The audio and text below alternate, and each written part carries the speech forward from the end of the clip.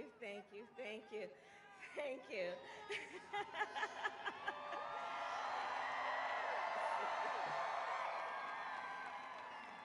Thank you, thank you, thank you, thank you, thank you, thank you. Oh, my heart is full right now. Thank you, everyone. Let me start. I want to thank Libby Schaaf, the great mayor of the city of Oakland. Can we hear it for Libby? And that incredible introduction and our long-standing friendship. You know, our mothers were friends together also here in Oakland, and I can't thank you, Libby, enough for your leadership and your friendship. So here we are, here we are. Here we are. Well, let me tell you, I am so proud to be a daughter of Oakland, California.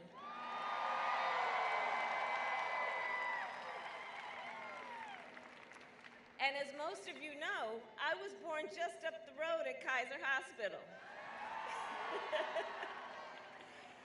And it was just a few miles away that my parents first met as graduate students at UC Berkeley, where they were active in the civil rights movement. And they were born half a world apart from each other. My father, Donald, came from Jamaica to study economics. My mother, Kamala, came from India to study the science of fighting disease. They came here in pursuit of more than just knowledge. Like so many others, they came in pursuit of a dream. And that dream was a dream for themselves, for me, and for my sister Maya. As children growing up here in the East Bay, we were raised by a community with a deep belief in the promise of our country and a deep understanding of the parts of that promise that still remain unfulfilled. We were raised in a community where we were taught to see a world beyond just ourselves, to be conscious and compassionate about the struggles of all people. We were raised to believe public service is a noble cause and the fight for justice is everyone's responsibility. In fact, my mother used to say, "Don't sit around and complain about things, do something." And basically, I think she was basically saying, you've got to get up and stand up and don't give up the fight.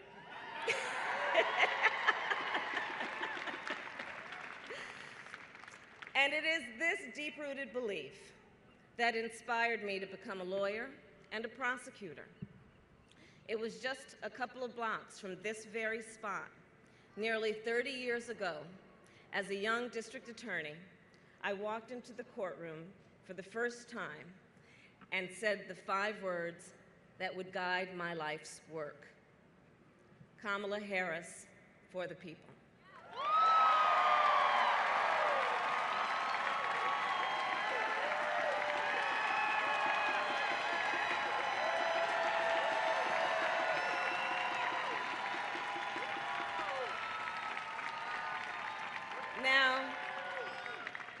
Now I knew our criminal justice system was deeply flawed, but I also knew the profound impact law enforcement has on people's lives and its responsibility to give them safety and dignity. I knew I wanted to protect people, and I knew that the people in our society who are most often targeted by predators are also most often the voiceless and vulnerable. I believed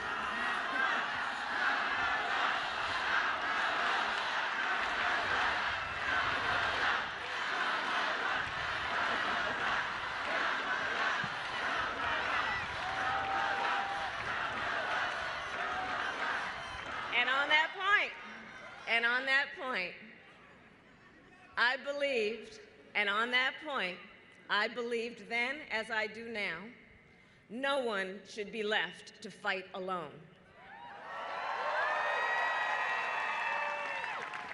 Because you see, in our system of justice, we believe that a harm against any one of us is a harm against all of us. That is why when a case is filed, it doesn't read the name of the victim, it reads the people. And this is a point I have often explained to console and counsel survivors of crime, people who faced great harm, often at the hands of someone they trust, be it a relative or a bank or a big corporation. I would remind them, you are not invisible. We all stand together, because that is the power of the people. In my whole life, I've only had one client, the people.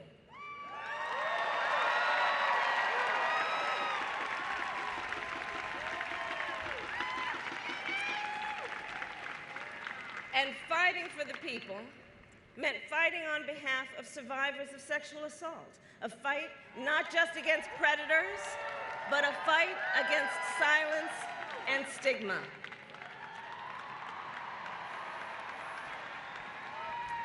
For the people meant fighting for a more fair criminal justice system at a time when prevention and redemption were not in the vocabulary or mindset of most district attorneys.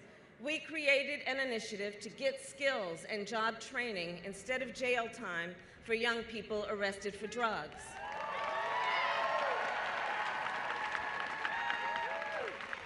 For the people meant fighting for middle-class families who had been defrauded by banks and were losing their homes by the millions in the Great Recession.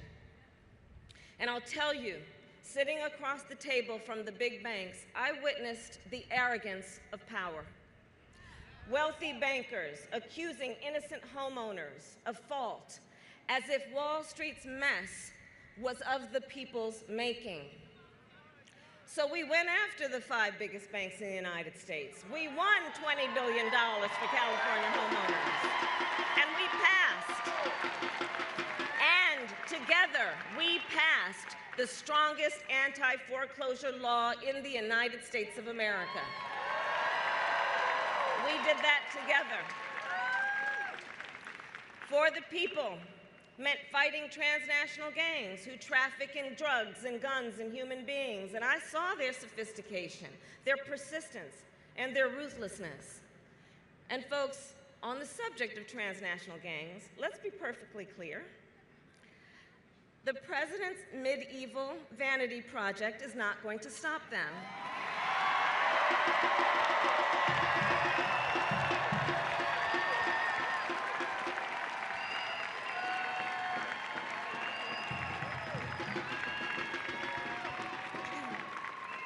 And in the fight for the people to hold this administration accountable, I have seen the amazing spirit of the American people.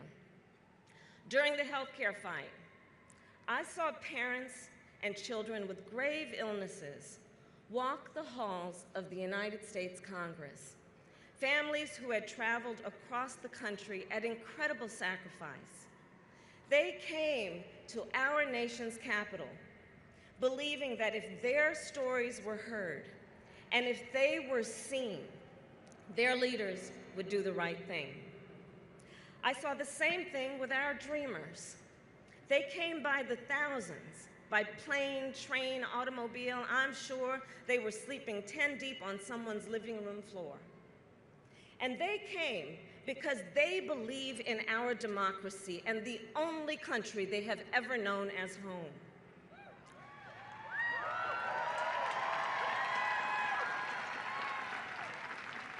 I met survivors who shared their deepest and most painful personal experiences, who told stories they had never before revealed, even to their closest loved ones, because they believed that if they were seen, that their leaders would do the right thing and protect the highest court in our land. And together, we took on these battles. And to be sure, we've won and we've lost. But we have never stopped fighting.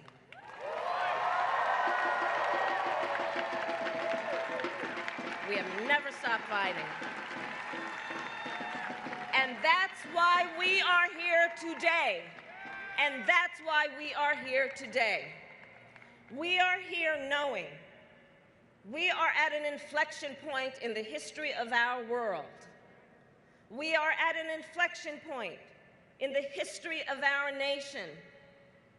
We are here because the American dream and our American democracy are under attack and on the line like never before.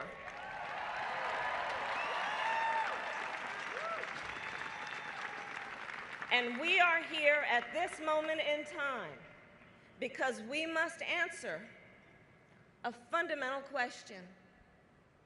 Who are we? Who are we as Americans?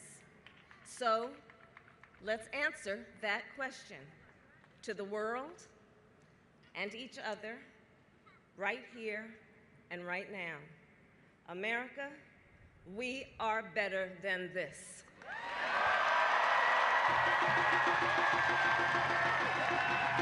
We are better than this.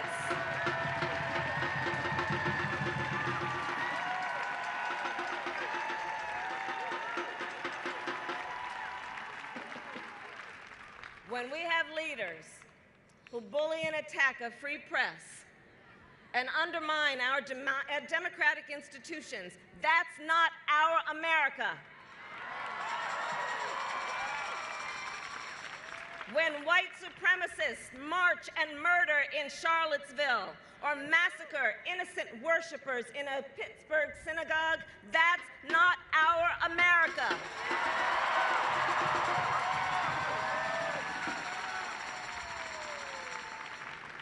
When we have children in cages crying for their mothers and fathers, don't you dare call that border security. That's a human rights abuse.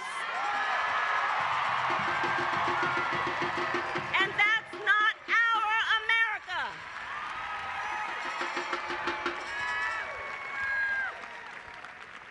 When we have leaders who attack public schools and vilify public school teachers, that is not our America.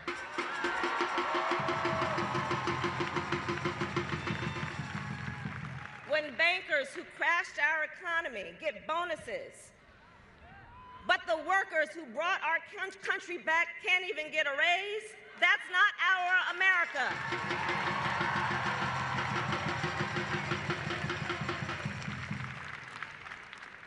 And when American families are barely living paycheck to paycheck, what is this administration's response? Their response is to try and take health care away from millions of families. Their response is to give away $1 trillion to the biggest corporations in this country. And their response is to blame immigrants as the source of all our problems. And guys, let's understand what's happening here. People in power are trying to convince us that the villain in our American story is each other. But that is not our story. That is not who we are.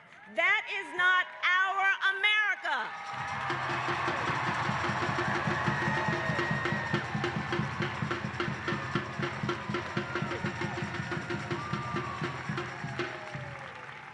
You see, our United States of America is not about us versus them.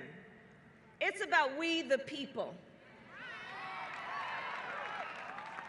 And in this moment, we must all speak truth about what is happening.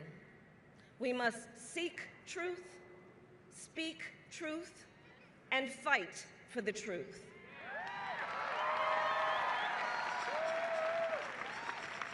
So let's speak some truth. Shall we? Let's speak truth about our economy. Our economy today is not working for working people. The cost of living is going up, but paychecks aren't keeping up. For so many Americans, a decent retirement feels out of reach, and the American dream feels out of touch. The truth is, our people are drowning in debt. Record student loan debt, car loan debt, credit card debt, resorting to payday lenders because you can't keep up with the bills. People are drowning in America. We have a whole generation of Americans living with a sinking fear that they won't do as well as their parents. And let's speak another truth about our economy. Women are paid on average 80 cents on the dollar, Black women 63 cents, Latinas 53 cents. And here's the thing, when we lift up the women of our country, we lift up the children of our country, we lift up the families of our country, and the whole of society benefits.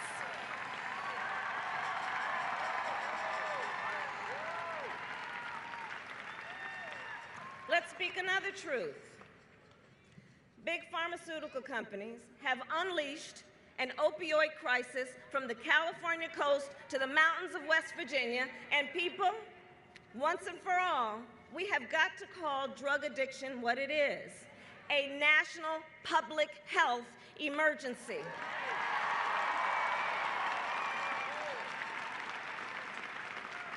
And what we don't need is another war on drugs.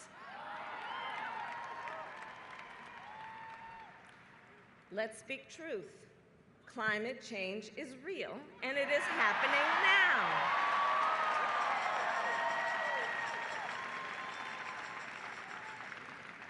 Everybody here knows, from wildfires in the West, to hurricanes in the East, to floods and droughts in the heartland. But we're not going to buy the lie. We're going to act based on science fact, not science fiction.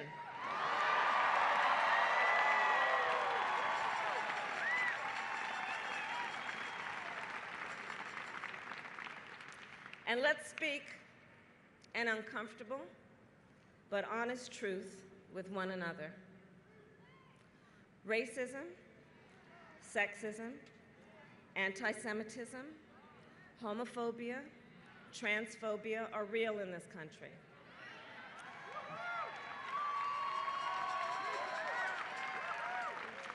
And they are age-old forms of hate with new fuel. And we need to speak that truth so we can deal with it.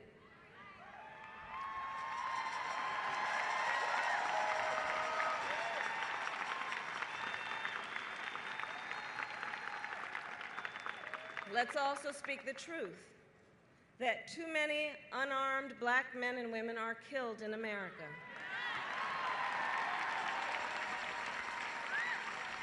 Too many Black and brown Americans are being locked up. From mass incarceration to cash bail to policing, our criminal justice system needs drastic repair. Let's speak that truth.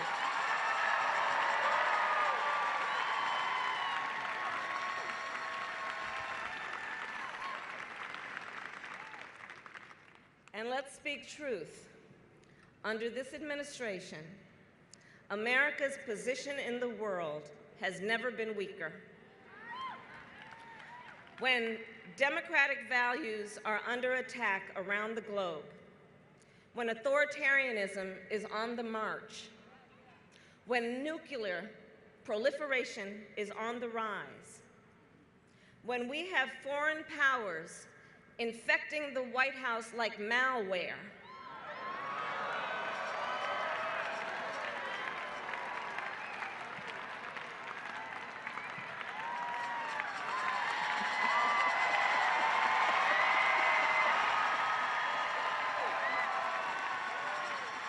Let's speak that truth. And let's speak truth about what are clear and present dangers. And let's speak the biggest truth of all. In the face of powerful forces trying to sow hate and division among us, the truth is that as Americans, we have so much more in common than what separates us.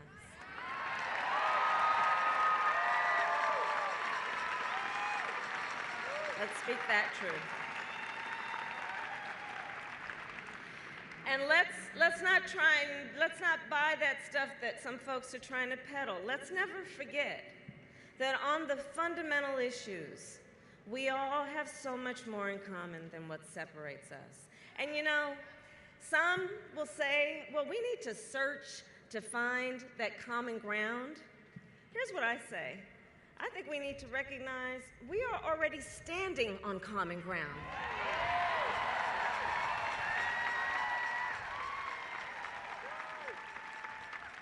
I say we rise together or we fall together as one nation indivisible. And I want to be perfectly clear.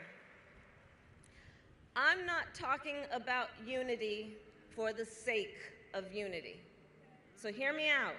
I'm not talking about unity for the sake of unity. I'm not talking about some facade of unity.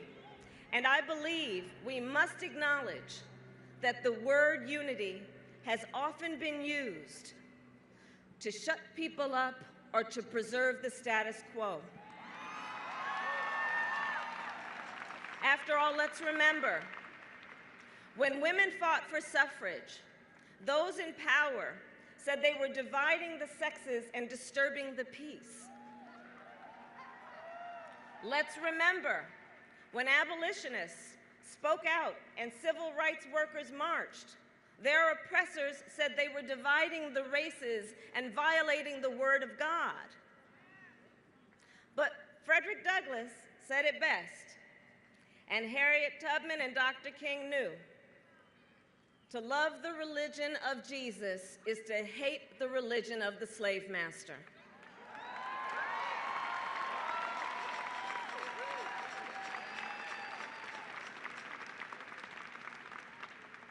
When we have true unity, no one will be subjugated for others. It's about fighting for a country with equal treatment, collective purpose, and freedom for all.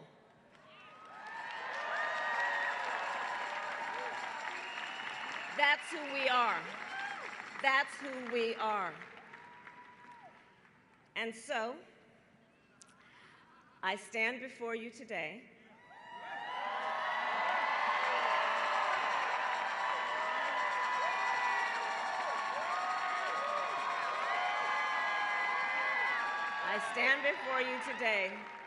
clear-eyed about the fight ahead and what has to be done. With faith in God, with fidelity to country, and with the fighting spirit I got from my mother,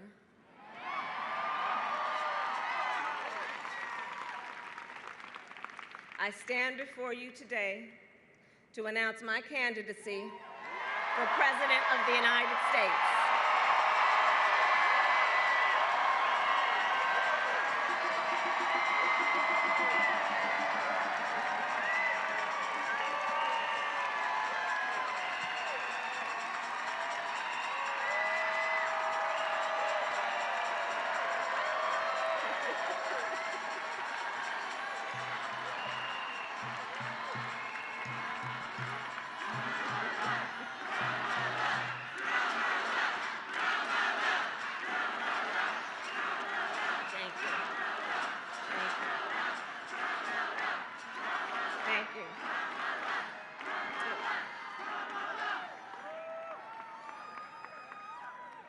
And I will tell you, I'm running for president because I love my country.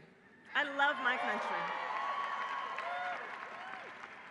I'm running to be president of the people, by the people, and for all people.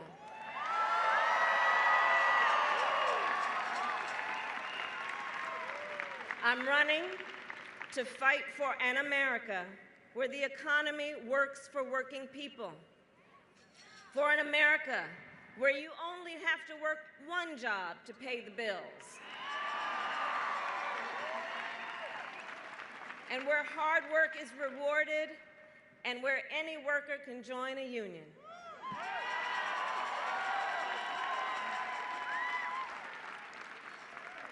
I am running to declare, once and for all, that health care is a fundamental right,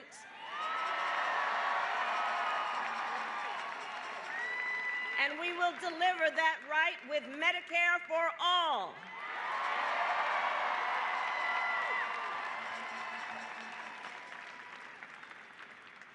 I am running to declare education is a fundamental right.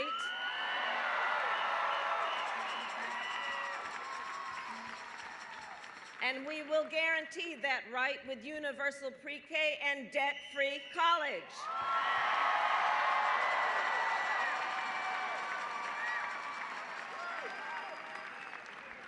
I am running to guarantee working and middle-class families an overdue pay increase. We will deliver the largest working and middle-class tax cut in a generation, up to $500 a month to help America's families make ends meet. And we'll pay for it. We'll pay for it by reversing this administration's giveaways to the top big corporations and the top 1%.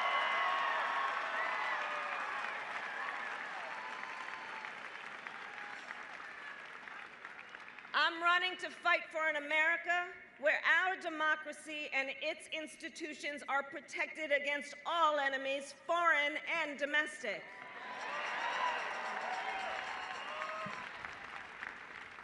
Which is why I will defend this nation against all threats to our cybersecurity.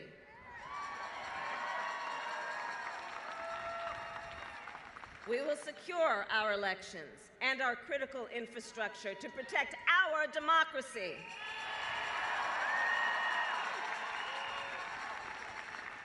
And we will honor our service members and veterans, so no one who has served this country has to wait in line for weeks and months to get what they are owed when they return home on first day.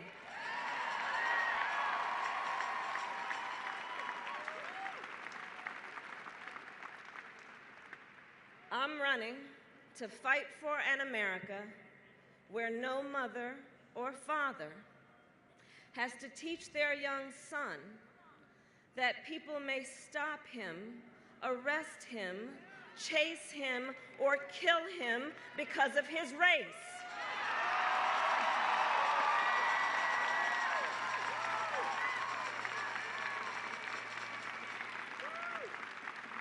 An America where every parent can send their children to school without being haunted by the horror of yet another killing spree.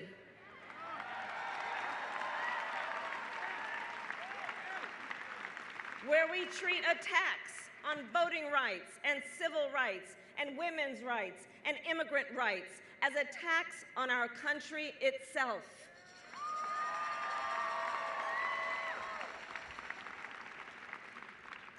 An America where we welcome refugees and bring people out of the shadows and provide a pathway to citizenship.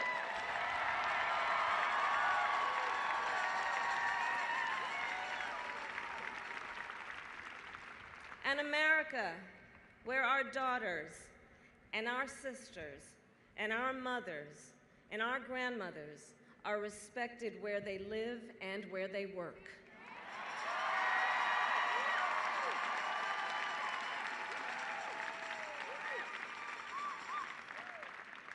Where reproductive rights are not just protected by the Constitution of the United States, but guaranteed in every state.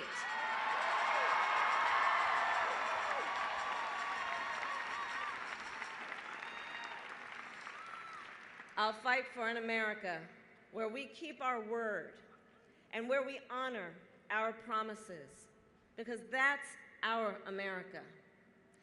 And that's the America I believe in. That's the America I know we believe in. And as we embark on this campaign, I will tell you this: I am not perfect. Lord knows I am not perfect. But I will always speak with decency and moral clarity and treat all people with dignity and respect.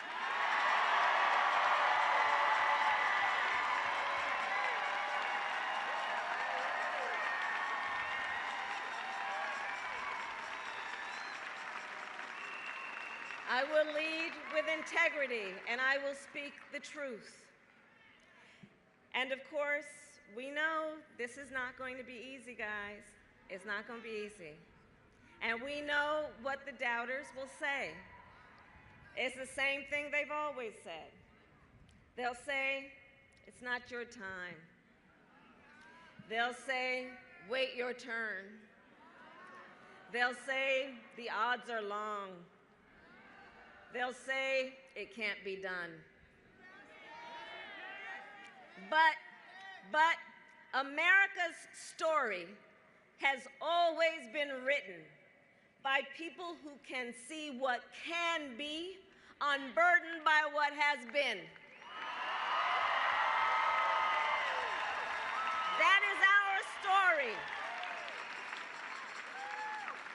That is our story. And as Robert Kennedy many years ago said, only those who dare to fail greatly can ever achieve greatly.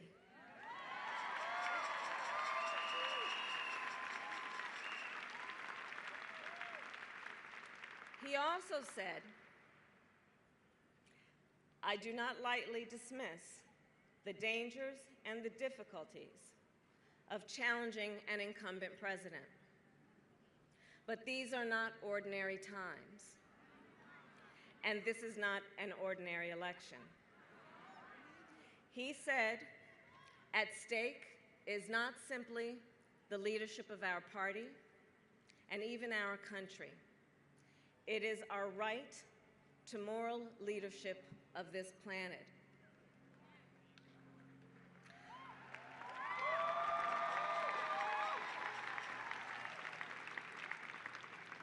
So today, I say to you, my friends, these are not ordinary times, and this will not be an ordinary election. But this is our America.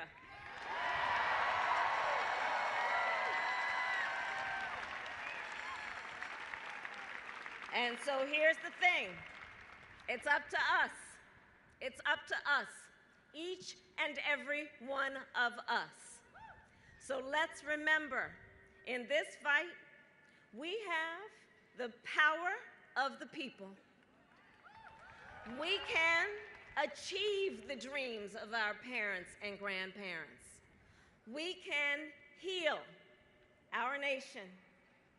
We can give our children the future they deserve. We can reclaim the American dream for every single person in our country. And we can restore America's moral leadership on this planet.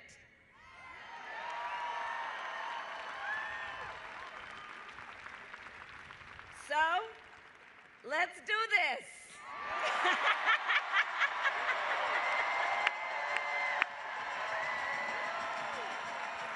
And let's do it together.